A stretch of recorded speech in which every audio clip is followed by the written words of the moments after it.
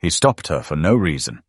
He accused her of lying, but when he tried to take control, he learned the hard way that she wasn't the one to mess with. The late afternoon sun hung low over Baton Rouge, Louisiana, casting long golden shadows over the cracked sidewalks. Lieutenant Imani Harper moved through the streets with a quiet confidence, the kind that came from years of discipline, of knowing exactly who she was. Her dark brown eyes scanned the neighborhood, familiar yet distant, like a childhood home left untouched for too long. She hadn't been back in 7 years, not since she enlisted, not since she buried her mother. It was strange how little had changed.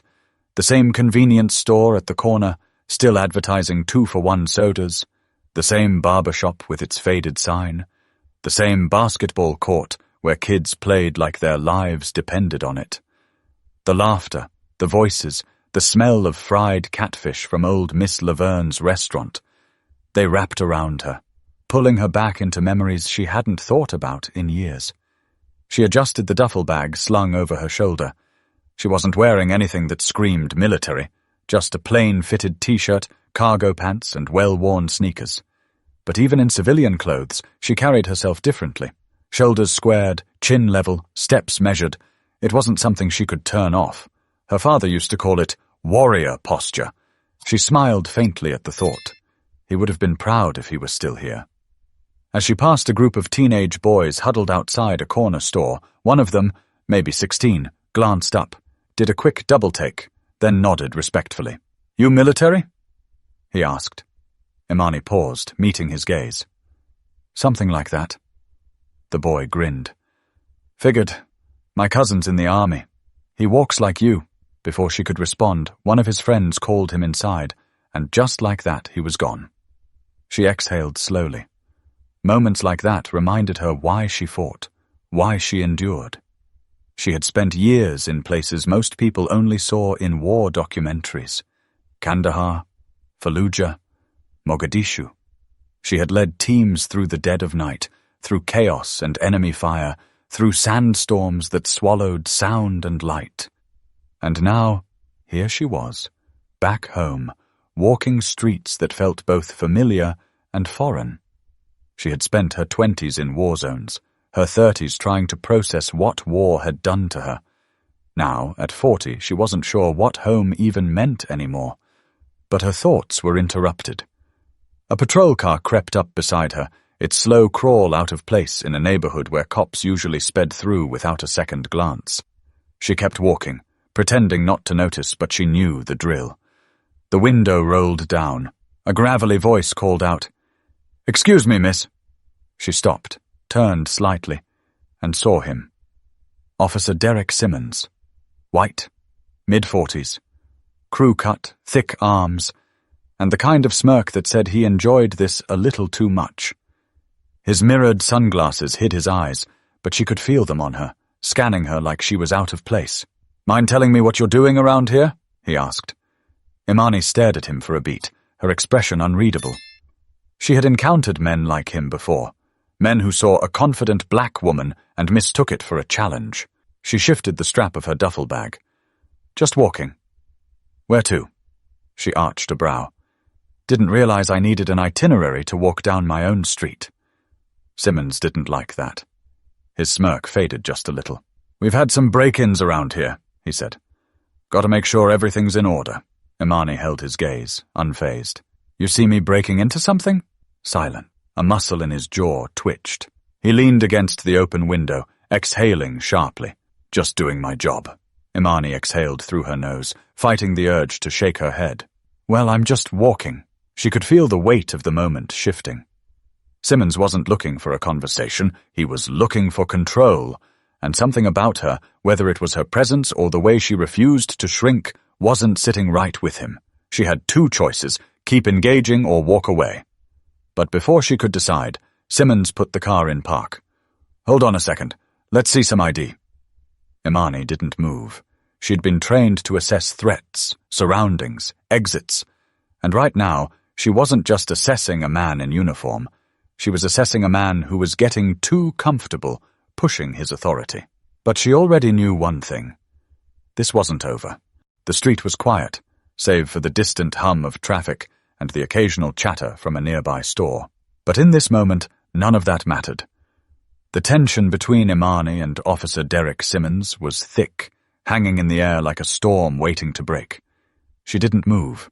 She didn't flinch. "ID," Simmons repeated, this time with less patience. Imani glanced at his hands, his right thumb casually resting near the latch of his holster. A silent warning, intentional or not. She could feel the heat of eyes on her. A few people had noticed the stop. Some slowed their steps, watching, waiting. She reached into her pocket slowly, keeping her movements measured. Pulled out her military ID and held it up. Didn't hand it over. Simmons squinted at it, then back at her. "Military, huh?" His tone was unreadable, but Imani had encountered men like him before. The kind who saw a woman like her and decided the uniform wasn't enough. The rank wasn't enough. "Where exactly do you serve?" "I don't answer unnecessary questions," she said calmly. Simmons exhaled through his nose, lips pressing together. "That so?" He snatched the ID from her hand before she could react, turning it over between his fingers. A smug smirk crept onto his face. "Navy SEALs," he read aloud, dragging out the words like they were some kind of joke. "That's cute." A flicker of heat passed through Imani's chest. Not anger, annoyance. The same kind she'd felt 100 times before, in rooms filled with men who assumed she didn't belong. "Return it." Her voice was firm, controlled. Simmons studied her, head tilting slightly, like he was trying to decide whether she was worth the trouble. "You know, I've been on the force for 20 years. Seen all kinds of people come through this neighborhood." He paused. "Never met a woman Navy SEAL before. You sure this isn't a fake?" The insult was so blatant, so ridiculous, that Imani almost laughed. "You can run it through your system," she said flatly. "You'll find out soon enough." But that wasn't what Simmons wanted. He wanted a reaction. He turned the card over again, lips curling as if he had already decided she was lying. "You expect me to believe you've been out there fighting for this country? Please." A shift. A small one, but Imani caught it. The people watching. Their curiosity was changing. It wasn't just a traffic stop anymore. It was something else now. A young woman stood on the sidewalk, phone in her hand, recording. She wasn't hiding it. She wanted Simmons to see. That was the thing about power. It changed depending on who was watching. Simmons noticed. His shoulders squared slightly, his stance shifting. "You got a problem?" he asked the woman. She didn't answer, just kept recording. Imani, still standing perfectly still, smirked just a little. Now Simmons was the one under a microscope. He flicked his gaze back to her, his jaw clenching. "I don't appreciate people trying to make a show out of me doing my job." "Then stop putting on a show," Imani said. A flash of something dark passed through his expression. He stepped closer. Just an inch, but it was enough. A deliberate move. A challenge. Imani didn't budge. "I don't know who you think you are," Simmons said, voice low. "But out here, I make the calls." Her smile was subtle, just enough to let him know he was making a mistake. "You sure about that?" Simmons' grip tightened on her ID, and then he did exactly what she expected. He reached for her wrist. Bad idea. The moment Derek Simmons' fingers brushed Imani's wrist, she moved. Fast, precise, calculated. Her arm shifted just enough to break his grip before it even fully formed. Not aggressively, not in a way that could be mistaken for an attack, just enough to show control. Simmons' eyes flickered with surprise. He hadn't expected that. The crowd watching grew larger. The woman with the phone recording took a step forward. A man across the street folded his arms, shaking his head. A couple by a food truck had stopped eating entirely. All eyes were on them. Imani let a breath slip through her nose, steadying herself. Her training had drilled restraint into her bones. Discipline first. Always. "That's assault, Harper." Simmons' voice carried too much confidence. Like he thought those words alone gave him power. Imani barely blinked. "No, it's called avoiding unnecessary contact." His expression darkened. "You think this is a joke?" She tilted her head slightly. Do I look like I'm laughing? A flicker of frustration passed over his face. Simmons had expected submission, cooperation at the very least. Instead, he was getting resistance wrapped in calm, unshakable composure. He didn't like it. His hand moved toward his radio. "Dispatch, I need backup." "Backup for what?" Imani cut in smoothly. Simmons' mouth pressed into a thin line. "For an uncooperative suspect." A scoff from the crowd. Someone muttered, "This is some bull," before catching themselves. The woman with the phone spoke up. "Uncooperative? You're the only one getting loud." Simmons' ears burned red, but he didn't turn toward her. He was too locked in now, too deep in his own pride. Imani could see it. She'd been in enough tense situations to recognize a man at a breaking point. Simmons wasn't going to back down. Not now, not with so many eyes on him. She had to choose her next words carefully. "Officer Simmons," she said, her tone measured. "You're making a mistake." His nostrils flared. "No. You made the mistake when you decided you could walk away from me." He took a step closer. One step too many. "Turn around. Hands behind your back." Imani inhaled slowly. She could feel the shift in energy. The moment was spiraling. She knew where this was headed. Simmons wanted to make an example out of her. He wanted her in cuffs. Not because she had done anything wrong, but because she hadn't obeyed him the way he expected. And that she could not allow. The crowd sensed it too. A murmur rolled through them. People were moving their phones up higher. The air grew thick with unspoken tension. Imani could feel her pulse steadying, her instincts sharpening. She had three choices. Let him cuff her, give in, allow herself to be treated like a criminal in front of the entire neighborhood. Not an option. Run. Force a chase. Even worse, stop this before it escalates into something neither of them could come back from. She chose the third. "Simmons," she said, her voice calm but firm. "If you put those cuffs on me, you're going to regret it." His smirk returned, but this time it was forced. "That a threat?" Imani's eyes never wavered. "No, it's a fact." But Simmons had already made up his mind. His hand dropped to his belt. And that was the last mistake he made that day. The moment Simmons reached for his cuffs, Imani moved. Fast, smooth, intentional. Before his fingers could even brush the metal, she pivoted. A simple shift of her stance. A calculated redirection. One step forward, one step to the side. Nothing more. But it was enough. Simmons' balance wavered. His eyes widened for just a fraction of a second as he realized he wasn't in control anymore. Imani didn't attack. She didn't need to. All she did was remove herself from his grasp in a way that was so seamless, so precise, that Simmons looked ridiculous. To the crowd it must have seemed like he was fumbling, stumbling over his own feet. And that was worse than any punch. The gasps from the bystanders confirmed it. "Damn, she slipped right out of that," someone muttered. The young woman with the phone zoomed in, her expression unreadable. Simmons' face flushed crimson. His breath came quicker now, his chest rising and falling like he had just been insulted in the worst way imaginable. Imani stood completely still, her hands relaxed at her sides. "Officer Simmons," she said slowly, carefully, "you're losing control of the situation." His jaw clenched so tight she thought his teeth might crack. She had humiliated him, without even touching him. He couldn't let that stand. "Turn around, hands behind your back." His voice was sharp now, clipped with pure frustration.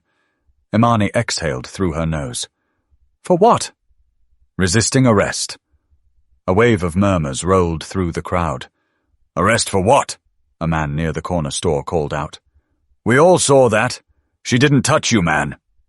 Simmons ignored them. His fingers flexed, itching for something to grab onto. Imani had seen this before. A man backed into a corner, desperate to regain his power. She gave him one last chance. "You don't want to do this," she said evenly. "Think carefully." Simmons' breathing grew heavier. His pride was screaming at him, demanding he take control, prove his authority, put her in her place. So he made his choice. He lunged. Bad move. Imani's body reacted before her mind had to. Her foot shifted, her hands moved. She caught his wrist mid-air, twisted it with just enough force to redirect his momentum, and suddenly Simmons was the one off balance. In less than a second, she had him turned, his own arm bent in a way that made movement impossible. She hadn't hurt him, hadn't even applied full force.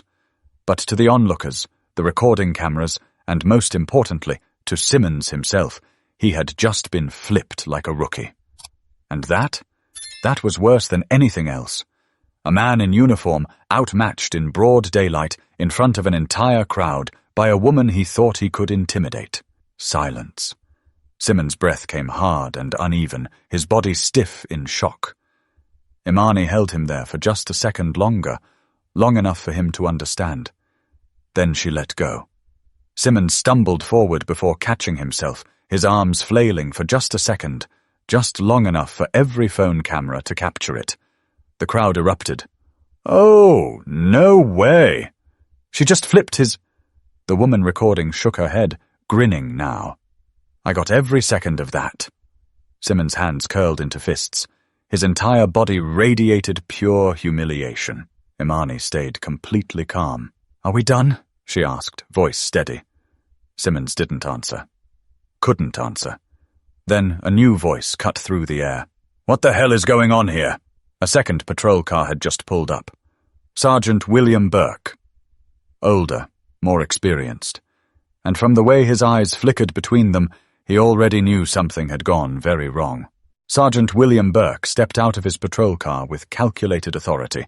His sharp blue eyes flicked between Simmons. Face red, hands clenched, breathing heavy. And Imani, standing calm and unshaken in the middle of the street. But it wasn't just them anymore. The entire block was watching. Phones were up. Conversations had stopped. People weren't just bystanders anymore. They were witnesses. Burke exhaled sharply. He already knew what happened. Still, he turned to Simmons first. "Officer Simmons, explain." Simmons' jaw worked, but no words came out immediately. He was too deep in his own humiliation, too rattled by the fact that he had just been flipped in broad daylight. Imani could see the battle happening inside his head. He wanted to lie, to twist the story in his favor, to make himself the victim. But then Burke's gaze swept over the cameras recording, the murmurs of the crowd, the unmistakable stain of public embarrassment already spreading. And Simmons knew. There was no way out of this. She resisted. He said finally, his voice low, strained, wouldn't comply. Got aggressive. A scoff came from the young woman still filming. "That's a lie, and we all saw it." Burke didn't acknowledge her, but Imani caught the tightness in his expression. He wasn't buying it either. He turned to Imani. "Is that what happened?" She didn't rush her answer. Didn't need to. "He stopped me for no reason. Asked for my ID. I gave it to him. Then he accused me of lying about who I am." She paused just long enough for the weight of her words to settle. "When I refused to let him put cuffs on me for nothing, he reached for me. I stopped him." Burke exhaled slowly. He was assessing, calculating. He knew the optics of this. A white cop, a black woman, a crowd watching with phones up, a power struggle that had gone way too far. And then his eyes landed on the ID still clutched in Simmons' hand. His expression shifted. Recognition, then realization, then regret. "Lieutenant Harper." Simmons' entire body went still. The moment her rank left Burke's mouth, it was over. The murmurs in the crowd grew louder. Simmons' face paled, his posture stiffening. Imani didn't blink, didn't smirk, didn't gloat. She just waited. Burke's voice was quieter now, but sharper. "You're a Navy SEAL?" "Yes, sir." Silence. Burke's gaze flicked back to Simmons. "You knew that?" Simmons' fingers twitched around the ID. Burke didn't wait for an excuse. He turned to the crowd. "Anyone have footage of this interaction?" At least 10 hands shot up. The young woman with the phone smirked. "I got everything." Simmons' breath hitched.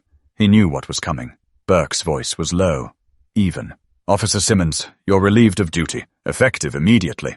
Gasps, whispers, a low ripple of disbelief. Simmons' face contorted, his hands balling into fists. You can't be serious. I suggest you stop talking before you make this worse. Burke's tone had finality to it. A warning. Simmons' nostrils flared. His entire body trembled with rage, but he had nothing left. Imani held his gaze one last time. No words, just understanding. She had won. And he knew it. Burke turned to Imani, his posture shifting slightly. Not defensive, not aggressive, respectful. Lieutenant Harper, do you wish to press charges? The air stilled. Simmons froze, his breath shallow. The crowd leaned in, waiting. Imani let the question settle, let the weight of it hang over Simmons like a final judgment. And then she exhaled. No, a ripple of surprise through the crowd. Simmons stared at her, stunned. Burke studied her for a long moment. You sure? Imani nodded. I didn't come home looking for a fight. I just wanted to walk in my own neighborhood. The words hit hard. Burke sighed, rubbing the bridge of his nose. Understood. What happens to him now? She asked. Burke didn't sugarcoat it. Internal review. Likely suspension. Maybe worse. Simmons looked sick. Imani didn't react. It wasn't her concern anymore. She turned to leave, but then Simmons did something no one expected. He spoke. Why? His voice was quiet, stiff. Why not press charges? Imani stopped, turned back just enough to meet his eyes. Her answer was simple. Because I already taught you the lesson you needed to learn, and with that she walked away. Imani walked down the sidewalk, shoulders squared, steps steady. She didn't need to turn around to know that every eye in the crowd followed her departure. Somewhere behind her, Simmons still stood, his entire career crumbling around him. A voice from the crowd cut through the silence. That's what happens when you mess with the wrong one. A few quiet chuckles, some murmurs. The tension was lifting, shifting into something else. A moment people wouldn't forget.